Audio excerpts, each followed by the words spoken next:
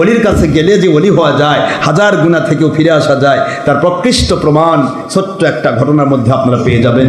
হযরতে শেখ ফরিদ রহমতুল্লাহি আলাইহি তিনি একদিন জঙ্গলের মধ্যে আল্লাহর জিকির করে, আগেকার ওলিরা কোথায় জিকির করতো? কথা কয় নাকি? কোথায়? জঙ্গলের মধ্যে জিকির ফিকির করে তিনি বাড়ির দিকে আসতেছেন, এর মধ্যে পড়েছে নিজাম ডাকাত সামনে। কে পড়ছে? নিজাম ডাকাত সামনে পড়ছে। নিজাম ডাকাত 99টা খুন হয়েছে। কয়টা খুন করছে? আর একটা করবে। ওই চিন্তা করছে 100টা খুন করব, তারপর বাড়ির যাব, নাস্তা খাবো, খাওয়া দাওয়া করবো। একটা খুন না করো বাড়ির যাবে না, নাস্তাও করবে না, খাবেও না। আর 100 নম্বরে এসে পড়ছে কে? শেখ ফরিদ রহমতুল্লাহ আলাইহি। ছোট মানুষ না? আল্লাহর ওলিদের মজাটা দেখেন। ওলিয়া উলিয়ার কাছে গেলে চোর ডাকাত তো ভালো হয়ে যায়, তার প্রকৃষ্ট প্রমাণ হাজার হাজার রয়েছে। সে ভালো হয়ে যায়, একবার ওলি হয়ে যায়, সে আর নতুন করে চুরি করে না।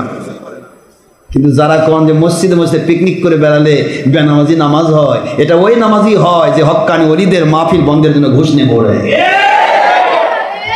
খুব মজাদার কথা। ওটা ওই নামাজি হয় যে হক্কানি ওলিয়া উলিয়াকে ভণ্ড বলে ফতোয়া দেয়, ওলিদের দুশমনি করে, নবীকে আমাদের মতো বলে, বড় ভাইয়ের মতো বলে, মাটির মানুষ বলে, ওই মার্কা হয়। দেখুন নিজাম ডাকাতের দিকে 99টা খুন হয়েছে, 100 নম্বরটা সামনে দাঁড়িয়েছে হযরতে শেখ ফরিদ রহমতুল্লাহ। শেখ ফরিদ রহমতুল্লাহ আলাইকে বলতেছে, আপনি কি কতগুলা টাকা পয়সা আছে দেন? আল্লাহর ওলি কয়, আল্লাহর ওলি যারা হয় তাদের দুনিয়ার টাকাগুলো থাকে না। আমার কাছে তো কোনো পয়সা নাই। কয় আমি নিজাম ডাকাত চিনেন না? কয় হ্যাঁ তা তো চিনি, তুই নিজাম ডাকাত। এই মাত্র ভারতের গল্প, কথা করছেন না কেন? কোথার গল্প? এই ইন্ডিয়ার গল্প, দেশিদের গল্প, একবারে পাকা সত্য ইতিহাস, ভারতের গল্প। নিজাম ডাকাত বলে, কিছু না থাকলে তো আমি আপনাকে মেরে ফেলবো। আল্লাহর ওলি বলতেছেন, মেরে ফেলবা তাতে আমার সমস্যা কি? আমি তো আল্লাহ রাস্তায় চলে যাবো, তুমি যাবা কই? হ্যাঁ, কি বলেন? আমাকে মেরে ফেলবে? এ নিজাম ডাকাত, আমাকে তুমি মেরে ফেলবে? আমি আমার মালিকের ডাকে সাড়া দিয়া জান্নাতুল ফেরদৌসে ঢুকে যাব শহীদি মর্যাদা নিয়া।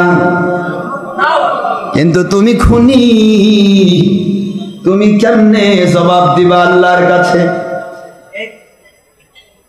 কই তাই তো, আমি খুন করি, অর্থ কামাই করি, আমি একা নই, আমার আহল পরিবার সবাই তো আমার এই খুনের অর্থ খায়, তাদেরকে খাওয়াই।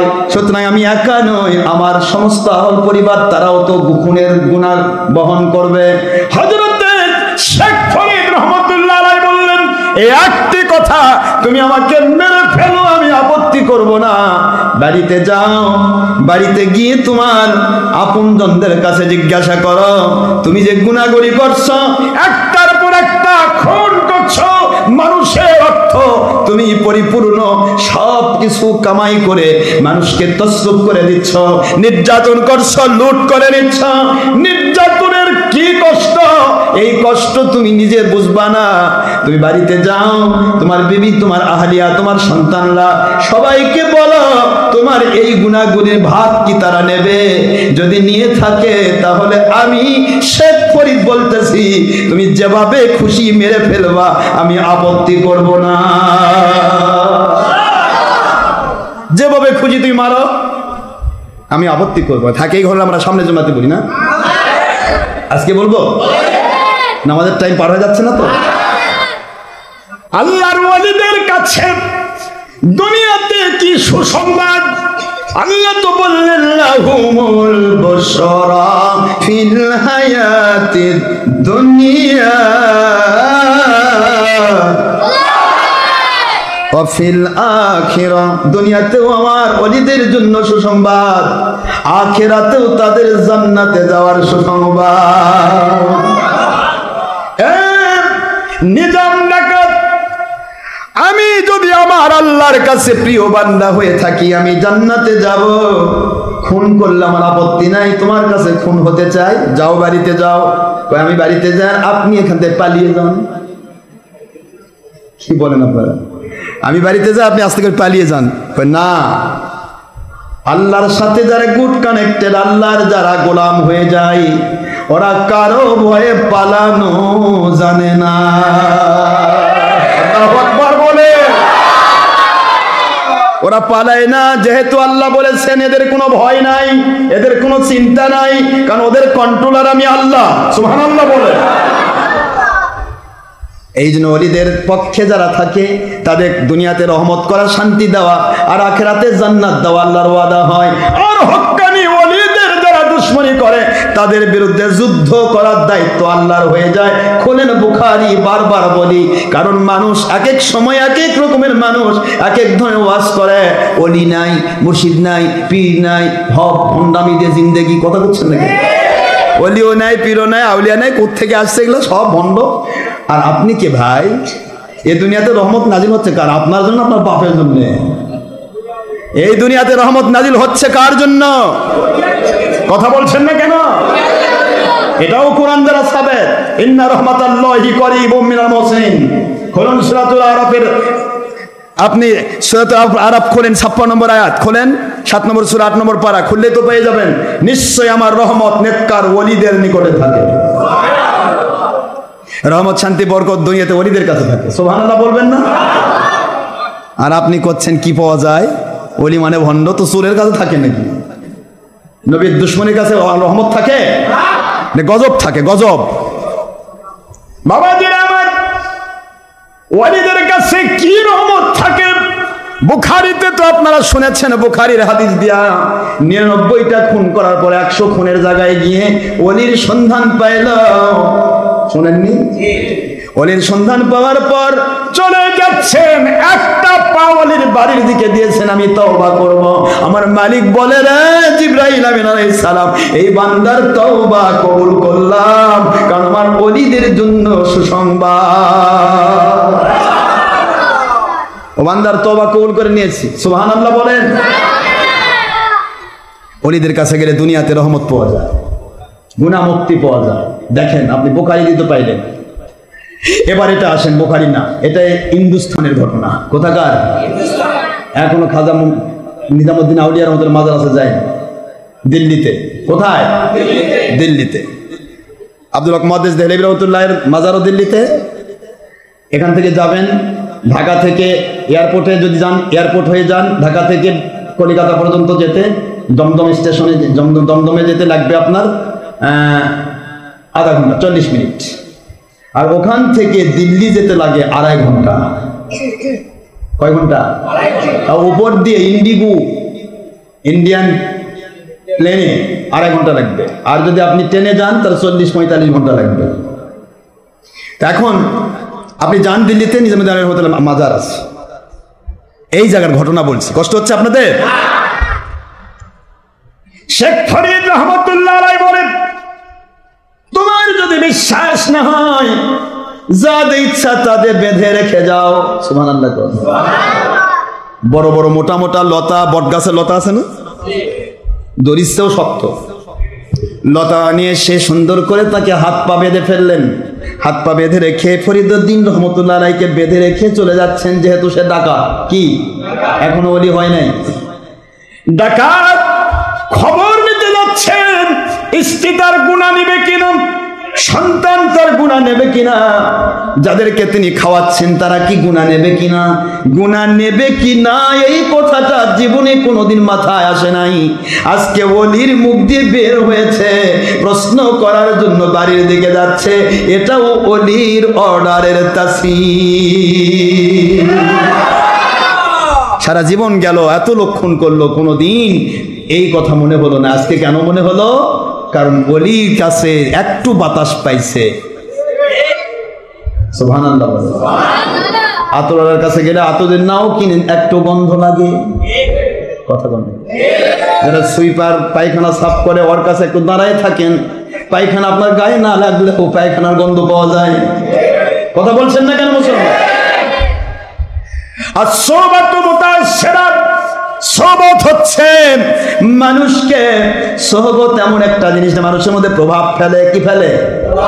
বিড়ি খোরের পিছে ঘুরলে বিড়ি খাবার মন চায়, সিগারেট খোরের পিছে ঘুরলে সিগারেট খাবার মন চায়। একটা টান দেই ভাই, একটা টান দিচ্ছে, পরের দিন আমি একটু খাই, তারপরে 3 প্যাকেট, তারপরে 4 প্যাকেট, তারপরে বইয়ের একটু খাবার দাবার না ওই প্যাকেট খাচ্ছে। কথা বলছেন না কেন? আল্লাহর ওয়ালিদের কাছে গেলে একটা মানুষ বেঈমান ছিল, ইমানদার হয়ে যায়। একটা মানুষ বেনামাজি ছিল, নামাজি হয়ে যায়। একটা মানুষ সুদ ডাকাত ছিল, ডাকাতি বাদ দিয়ে দেয়। একটা মানুষ জিন্দেগিতে অনেক গুনাহ খাতা করত, ওলির কাছে গিয়ে ধুয়ে মুছে গুনাহ মুক্ত করে বাড়িতে ফেরত দেয়। যেহেতু আল্লাহর হাবিব সাল্লাল্লাহু আলাইহি ওয়াসাল্লাম বলেছেন, আমার ওলিদের চেহারার দিকে যে তাকাই রে মান জারা আলিমান, আমার ওলি আউলিয়া হক্কানি আলেমের চেহারার দিকে যারা তাকায় ওদের জীবনে আমি নবীজি একটা ফজিলত দিয়ে দিলাম, ওরা আমি নবীকে দেখার ফজিলত পেয়ে যায়। কোথায় পাইবেন নবী গো? নবী পাওয়া যায় আল্লাহর ওলিদের দরবারে। নবীজির মহব্বত পাওয়া যায় ওলির দরবারে। হুজুর বললেন যে হক্কানি ওলি আলেমের চেহারার দিকে তাকাইলো সে আমি নবীকে দেখার ফজিলত পাইলো। মান জারানি ফাকাদ জারাল্লাহ, যে ব্যক্তি আমি নবীকে দেখার ফজিলত পাইলো সে আল্লাহকে দেখার ফজিলত পাইলো। আল্লাহকে সরাসরি দেখা যায় না, নবী ওলির মধ্য দিয়ে ফজিলত নেওয়া যায়। আল্লাহর হাবিব বলেন ফাকাদ গুফিরা লাহু, আল্লাহকে দেখার ফজিলত যে ওলি দেখে পাইলো ওর জীবনের গুনাহ মাফ করা হলো। ওলির কাছে গেলে গুনাহ নিয়া বাড়িতে ফিরা যায় গুনাহ ছাড়া হইয়া। লাহুমুল বুশরা ফিল হায়াতিদ দুনিয়া, ওলিদের কাছে শুধু সুসংবাদ। এটা আল্লাহর কোরআন বলছি, আমি বানানো গল্প করি না। শেখ ফরিদ রহমাতুল্লাহ আলাইহি বন্ধনরত অবস্থায় থাকলেন, যেই মাত্র নিজাম ডাকাত বাড়ির দিকে চলে গেল, কুদরত থেকে তার বন্ধনগুলি খুলে গেল।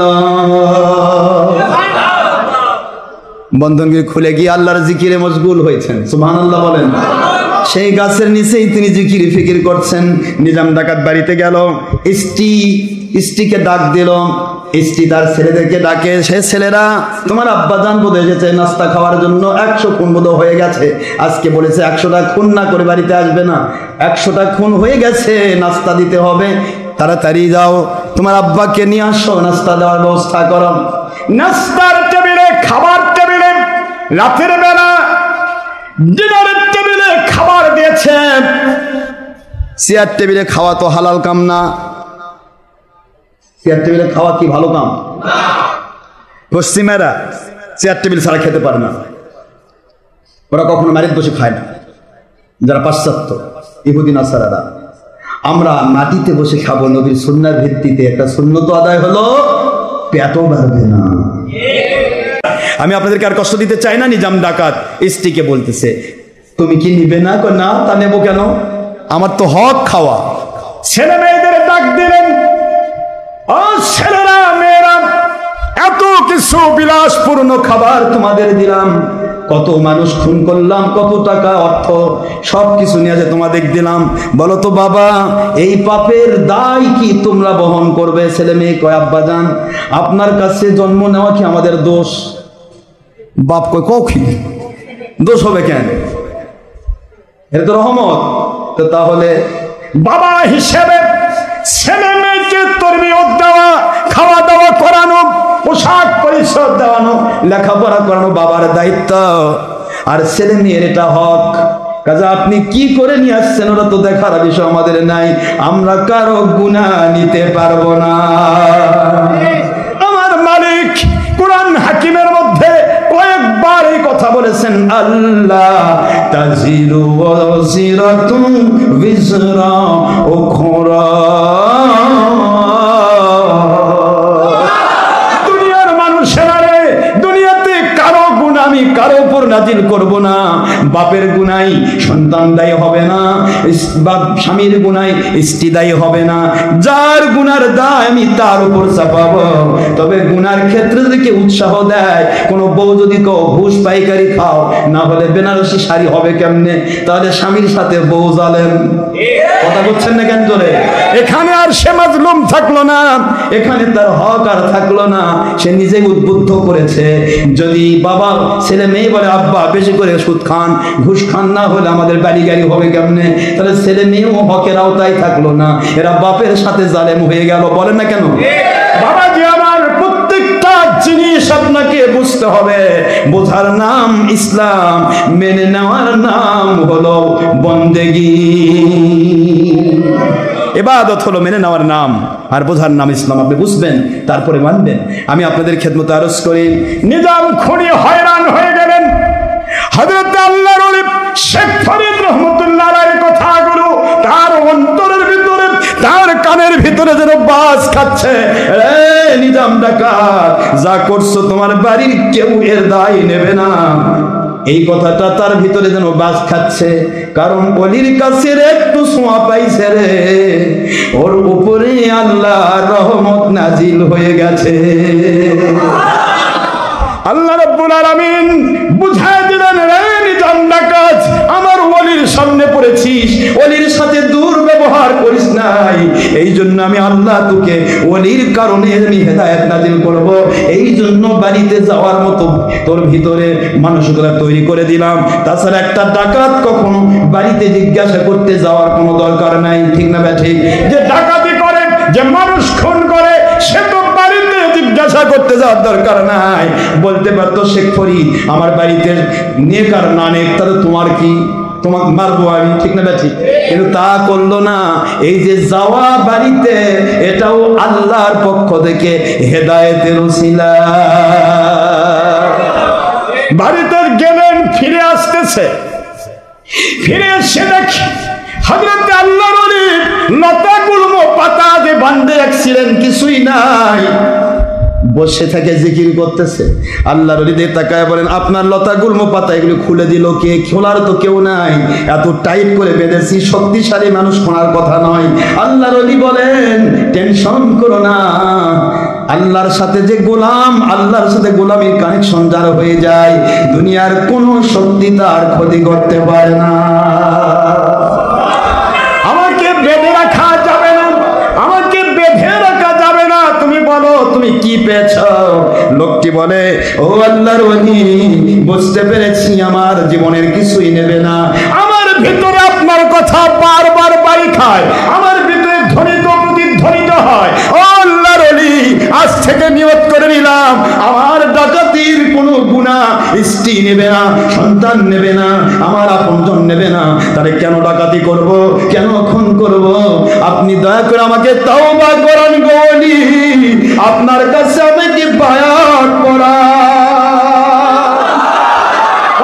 করতে চাই, জীবনের গুনাহ ছেড়ে দিলাম, আর করব না। কত শত লোককে আমি খুন করলাম, আজকে আমি 99টি খুন করে 100 জনের দিলাম। আপনি আমাকে সামনে পড়ে এত দূর থেকে আমাকে দয়া করে বিপদ থেকে রক্ষা করেছেন। এই যদি হয়ে থাকে, তাহলে আমাকে গুনার ব্যাপারে একটিবার তওবা করাই দেন। আল্লাহর ওলি তওবা করালেন। এরপরে তাকে বললেন, তুমি এই গাছের নিচে যেখানে তুমি আমাকে বেঁধে রেখেছো, এই গাছের নিচেই তুমি বসে থাকো। সুবহানাল্লাহ কোন? গাছটা ছিল একেবারে মরা গাছ। কি? ফল নাই, ফুল নাই, পাতা নাই, পুরো গাছটা নিচ থেকে মাথা পর্যন্ত মরা কাঠ, শুধু কাটা বাকি আছে। কি বাকি আছে? কাটা বাকি আছে, মরে তছনছ হয়ে গেছে, ফল ফুল ধরে না। ওই গাছের নিচে হযরতে শেখ ফরিদ রহমাতুল্লাহ আলাইহি নিজাম ডাকাতকে বসিয়ে দিয়ে বলেন, ডাকাত এই জায়গায় বসো, যেভাবে সবক দিলাম সবক মোতাবেক আমলগুলি করো, করতে থাকো। নিজাম ডাকাত বলে, কতদিন বুঝবো আমার গুনাহ মাফ হয়ে গেছে, আমার তওবা কবুল হয়ে গেছে, কবে বুঝবো? আল্লাহর ওলি বললেন, বেশি কিছু বোঝার দরকার নাই, তুমি শুধু করতে থাকো। তোমার এই মরা গাছে যেদিন ফুলে ফলে সুশোভিত হয়ে যাবে মালিকের দয়ায়, সেই দিন তোমার গুনাহ মাফ হয়েছে, তওবা কবুল হয়েছে, তুমি ওলি হয়েছো বুঝে নিবা।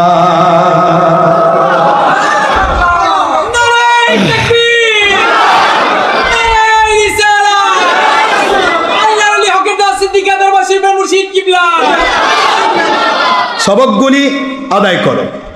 জিকির ফিকির শিক্ষা করে দিলেন, তিনি সেগুলি করতে থাকলেন। সুবহানাল্লাহ। আহা, আল্লাহ হেদায়েত দিলে কেমন হয়। আমরা কি করছি দেখেন, 3 ঘন্টা থাকলে 2 ঘন্টা থাকলে ভিতর খালি খুশমুশ করে, ইস কোথায় আসছি রে, জীবনের আসবো না রে, হাই হাই রে, এতক্ষণ যদি ফেসবুকে দেখতাম রে, কত কি দেখতাম রে, হাই হ্যাঁ, এতক্ষণ টিভি পর্দায় থাকলে কত জিনিস দেখা হতো। আরে হুজুর খালি ছাড়ে দেয় না, খালি বান্ধে রাখে, হুজুর দোয়া করে ধরে তো ছাড়ে না, মনে মনে ভাবে। কি বলেন না কেন? আপনারা ভাবেন? আমি জানি আপনারা ভাববেন না, কারণ আপনারা আল্লাহর গোলাম। যারা শয়তানের গোলাম, তাদের মধ্যে শয়তানে বুঝে দেয় যে তুই টিভির পর্দায় বসে থাক, কত সোয়াব, সব নিয়ে তোকে জান্নাত জাহান্নামে নিয়ে যাবো। আর ওলির দরবারে গেলে গুনাহ মাফ হয়। 100 বছরের নফল নামাজ রোজা সওয়াব পাওয়া যায় 1 ঘন্টায়। এখানে থাকলে তো শয়তানের টাইম লস। 50 বছর তো গুনাহ করাইছি, হঠাৎ করে সব মাফ পেয়ে যাবি, হাই হাই করছিস কি, তাড়াতাড়ি উঠ। কথা বল না কেন? এই জন্য শয়তান ধাক্কা দেয়। এই জন্য শয়তানের ধাক্কায় পড়বো না, তবে নামাজের টাইমে নামাজ পড়তে হবে। নামাজের টাইম পার হয়ে গেলে পড়া যাবে না, ঠিক না? ঠিক। এখন প্রশ্ন হলো যে এখানে নিজাম ডাকাত বসে রইলেন একাধারে 12 বৎসর। সুবহানাল্লাহ বলেন। কত বৎসর? আপনারা তো 12 মিনিট থাকতে হয়রান হয়ে যান। 12 বৎসর। এই হিন্দুস্তানের কথা বলতেছি, বহুদূরের কথা বলছি না। 12 বৎসর এই পানি, এখানে পানির ব্যবস্থা তেমন ভালো নেই। এখানে তেমন কোনো গাছটাও তো লতা পাতা থাকলে না হয় ছায়া হতো। কথা বলছেন না? ছায়া হয় না। বৃষ্টির সময় বৃষ্টি উপর দিয়ে হয়ে যায়, রোদের সময় রোদ উপর দিয়ে হয়ে যায়। কথা বলছেন না কেন? 12 বৎসর ধরে নিজাম খুনি, নিজাম ডাকাত আল্লাহকে ডাকতেছেন, জিকির ফিকির করতেছেন। আমার হুজুর আমাকে শিক্ষা দিয়েছেন, এই গাছে যেদিন ফুল ফুটবে সেই দিন আমার গুনাহ মাফ হয়ে গেছে বুঝবো, আমি আমার আল্লাহর কাছে কবুল হয়ে গেছে বুঝবো। একটা বার তিনি গাছের দিকে তাকান না। আমরা প্রতিদিন একবার করে তাকাইতাম, ফুটলো বোধহয়, কি গোনার দ্বারা একটা বারো তাকায় না। গাছে ফুল ফুটুক আর না ফুটুক, মালিকের কাছে আমি ধরা দিয়েছি, মালিক আপনার কাছে ফিরে এসেছি। আপনি যা করেন, আমি গোলাম নিয়ে যা করেন করেন, আমি ফিরে আসছি। গাছের দিকে তাকায় না, একবারও তাকায় না। 12 বছর। কত বছর? আল্লাহর ওলি শেখ ফরিদ রহমতুল্লাহ আলাইহি 12 বছর পর তাকে দেখতে গেছেন। ওই রাস্তা দিয়া নিজাম খুনির কি হলো? সুবহানাল্লাহ। নিজাম খুনি কি চলে গেল, পালাই গেল না, ডাকাত হলো? একদিনের সবক। সুবহানাল্লাহ, সুবহানাল্লাহ। আল্লাহর ওলিদের সবকের সিস্টেমটা দেখেন। একদিনের সবকে নিজাম ডাকাত থেকে নিজামুদ্দিন আউলিয়া হয়ে যাবে। সুবহানাল্লাহ। এরা কিসের কারণে বলেন না? কিসের কারণে? ওলির সুহবত। সুবহানাল্লাহ বলবেন না? কুনু মা'আস সাদিকিন। 99টা খুন করলো, 99টা খুন করতে তো একবারও তার মাথা কাঁপেনি, হাত কাঁপেনি, একবারও তার প্রশ্ন হয়নি। 100 নম্বরে এসে আল্লাহর ওলি সামনে পড়াতে হেদায়েত কপালে জুটে গেল। খুনের চাইতে বড় গুনাহ আছে? খুন তো কঠিন গুনাহ, কুফরির চাইতে খারাপ। মানুষ খুন করা কুফরি, আল্লাহ যে মাফ না করে কাফের অবস্থা জাহান্নামে যাবে। তো মানুষ খুনের মতো বড় গুনাহ নাই, অথচ সেই 99টা খুন করলো। মাঝখানে শুধু আল্লাহর ওলি সামনে এসে দাঁড়ালো, একটু সবক পাল্টাই দিলেন, বাস ওর ভিতরে সার্কিট পাল্টে গেল। সার্কিট ছিল ভীমরুলের, হয়ে গেল মৌমাছি। কথা বলছেন না কেন? সার্কিট পাল্টে গেল।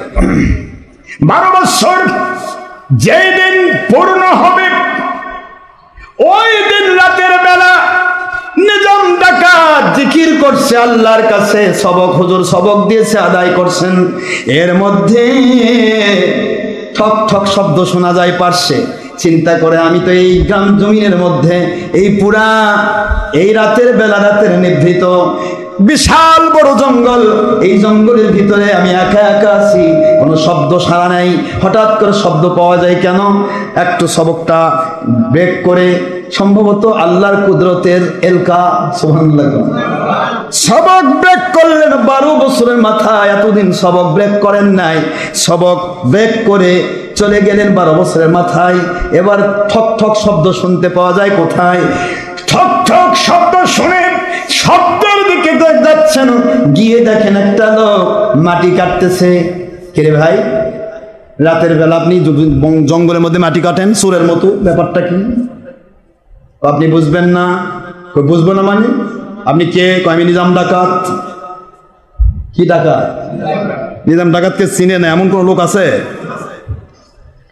আমি নিজাম খুনি। লোকটা কয় যাই কিছু হও হও, আমিও বড় ডাকাত। তুমি নিজাম ডাকাত হলে কি হয়েছে? আমিও বড় ডাকাত, বড় খুনি। কি হয়েছে? এলাকার ভিতরে একজন মেয়েকে ভালোবেসেছি, বিয়ে করার প্রস্তাব দিয়েছি, শুধু আমি খারাপ মানুষ এই জন্য আমার সাথে তার বিয়ে দেয় নাই। কি দেয় না?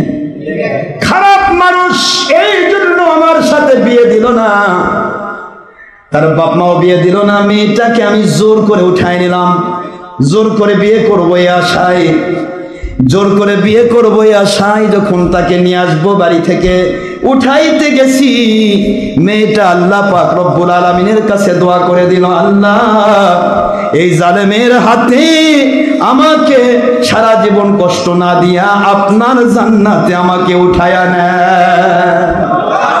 মেয়েটার দোয়া কবুল হয়ে গেল। মেয়েটার জালেমের সাথে বিয়ে হবে না, খুনির সাথে বিয়ে হবে না, জালেমের সাথে বিয়ে হবে না। আল্লাহ এমন জালেমের সাথে বিয়ে হতে চাই না, বরং আপনাকে আপনি দয়া করে আমাকে আপনার জান্নাতে উঠায় নেন। আল্লাহ পাক কবুল করে নিলেন মেয়েটাকে, আল্লাহ পাক দুনিয়া থেকে বিদায় করে দিলেন। এরপরে বাড়ির মানুষেরা এই জায়গায় কবর দিয়ে গেছে, আজকে কেউ নাই। আমি ভাবতেছি যাকে জীবন ভর ভালোবেসেছি, বিয়ে করতে চাইলাম, তাও যখন পারলাম না, আমি খারাপ খুঁড়বো, কবর খুঁড়বো। ওই মেয়েটা তাকে আমি ভালোবেসেছি, এই সুবাদে কবরের মধ্যে আমি তার সাথে প্রেম নিবেদন করব, আমি তার সাথে দৈহিক অপকর্ম করব, এই চিন্তা নিয়ে আমি কবর খুঁড়তেছি। নিজাম ডাকাত বলে, রে জীবনে 100টা পূর্ণ হয় নাই। আমি যতই সবক আদায় করি, 12 বছর হয়ে গেছে, আমার হুজুর বলেছে আমাকে সবক আদায় করতে হবে, কিন্তু আজকে এই কবর পাশে আল্লাহ মেয়েটাকে তুই কবরের ভিতরে লাশের উপরে অপকর্ম করবি, সহ্য করলাম না। আমার আল্লাহকে সাক্ষী রেখে আমি তোর মাথাটা আলাদা করে দিলাম। আস্তে করে তলোয়ার দিয়ে মাথাটা তার গর্দান থেকে আলাদা করে দিয়েছে। সুবহানাল্লাহ কোন না? আলাদা করে দিয়ে যায় আর কয় আল্লাহ 100টা হয়ে গেছে। আল্লাহ মারবা চাইছিলাম না, আল্লাহ তাও তো মারতেই হলো। এই বেঈমান কি অপরাধ করতে যাচ্ছিল, আল্লাহ আপনি দয়া করে ক্ষমা করে দিয়ে। আস্তে করে গাছের দিকেও তাকাই নাই, আস্তে করে গিয়ে আবার বসছে, গাছের নিচে বসে আবার জিকির শুরু করেছে। জিকির শুরু করে জিকির করে তার আবার আপনারা আবার এরকম অপরাধ দিলে খুন করবেন নাকি? না, আপনারা সরকার ধরে দিবেন। কি কোন প্রশাসনকে ধরে দিবেন, দেখেন ভাই প্রশাসন দেখেন কি করতেছে, নিজে আইন তুলে নেওয়া যাবে না, এটা নিয়ম নাই, এটা ওলিদের কায়কার বাস। এটা তো সে তো ডাকাত ছিল, আপনিও ডাকাত নাকি? কথা কন কে বলে? নিজামুদ্দিন তো ডাকাত ছিলেন, আমরা তো ডাকাত নই, আমরা কোনো মানুষ খুন করতে, মানুষের ক্ষতি করতে পারবো না। এখানে আবার এই সবক না দেখো হুজুর, সবক তো পাওয়া গেল, মানুষ খুন করলে ওলি হওয়া যায়, এটা আরেক বিপদ। নাউজুবিল্লাহ। কত গ্যাটিস দেওয়া লাগে দেখেন, কোন সাইড দিতে কোন সাইড গ্যাটিস দেওয়া লাগে। তারপরে তো ফাঁস কয় যে আশরাফ সিদ্দিকী এই করছে সেই করছে। আরে কি করছি খালি সামনে আয় দেখ, আমি কেন খুলে খুলে দেখা বলছি। বাবাজিরা আমার, নিজাম ডাকাত সবক আদায় করছে, সম্ভবত আল্লাহর কুদরতি এলকাপে হযরতে শেখ ফরিদ রহমতুল্লাহ আলাইহি এসে গেছে। শেখ ফরিদ রহমতুল্লাহ সামনে এসেছেন। নিজাম ডাকাত চোখ খুলে কয়, হুজুর আমার তওবা কি কবুল হয়েছে? শেখ ফরিদ রহমতুল্লাহ আলাইহি বলেন, তওবা কবুল হওয়ার ব্যাপারে কি করেছো? কয় যে এই ঘটছে, একটা লোক খুন করেছি। আল্লাহর ওলি বলে, গাছের দিকে তাকাও, 99টা খুন করে তুমি আল্লাহ থেকে যত দূর সরে গিয়েছিলে, আজকে ওই একটি খুন করে আল্লাহর তত নিকটে এসেছ। দেখো তাকায়া তোমার মরা গাছ উপরের দিকে তাকায় দেখে পুরা মরা গাছ ফুলে ফলে তরুলতায় ভরে আছে। আল্লাহর ওলিকে এত দূর পর্যন্ত আল্লাহ কবুল করেছেন। হযরতে শেখ ফরিদ রহমাতুল্লাহ আলাইহি বলেন, আমার মালিকের পক্ষ থেকে তোমাকে নিজামুদ্দিন আউলিয়া বানানো হয়েছে।